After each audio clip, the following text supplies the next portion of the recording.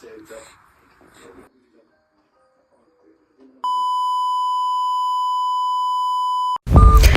mga kabayan, another day, another vlog na naman. So, habang nanonood nga kami ng husband ko ay hindi ko na mamamalaya na yung anak din namin ay nanonood. Yan, tingnan mo. Parang gustong-gusto talaga ng anak namin yung ano ng daddy niya, yung sport. Yan.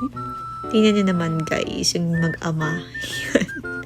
Nagulat talaga kami kasi habang nanonood yung daddy niya, is nanonood din yung baby namin ng kanyang sport, which is ang jiu-jitsu guys. Ito yung sports ng husband ko dito sa Maryland aside sa pag-gym niya. So, ayun na nga. Yan. Tingnan nyo naman guys kung sino pa nagmana. Kanina pa nagmana yan, yung anak niya. Di sa kanya. Tapos, sa kanya din nung pagiging tuyuin ng anak niya. So, ayun.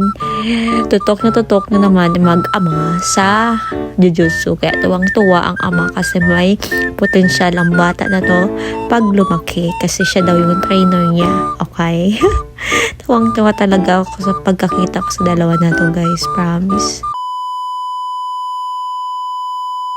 So, kinulit ko muna dito si baby kasi ayan, bago siya matulog kasi gusto niya ng ganyan-ganyan bago siya matulog guys. Kaya nagkulit-kulitan muna kami at nagkwento-kwentuhan kung ano-ano. Pero guys, in fairness, nagsasalita na siya kahit papaano. Tingnan nyo guys, paano siya mag-respond sa akin. Pero habang inaano ko yung atensyon ng baby ko, doon pa rin yung mata niya sa TV, which is sa jiu-jitsu na yan. Yan, tingnan nyo guys yung mata niya kung saan. Diba? Ang cute lang tignan kasi di namin expect na ganito siya. Kasi kaninang ingay-ingay niya kasi kakaiyak yan. Yan. Yan yung lagi pinapanood ng daddy niya. Kaya siya din is parang pinapanood na din niya. Yan, kinagkukulitan lang kami dyan hanggang makatulog ang baby namin.